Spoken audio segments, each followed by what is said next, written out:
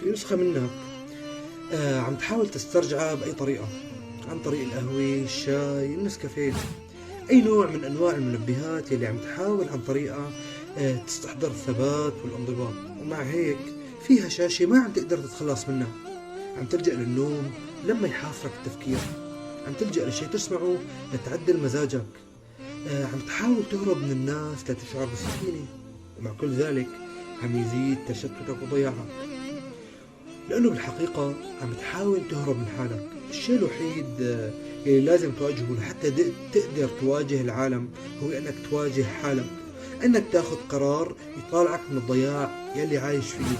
أي قرار بدك تاخده في مكاسب وفي خسارات، لا يوجد انتصار دون تضحيات. الله سبحانه وتعالى قال: ولا أقسم بالنفس اللوامة. نفسك رح تلومك يا طيب، شو ما عملت.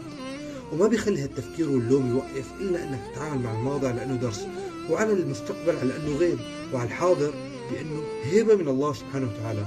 وإن أصابك شيء فلا تقل لو أنني فعلت لكان كذا وكذا، ولكن قل قدر الله وما شاء فعل.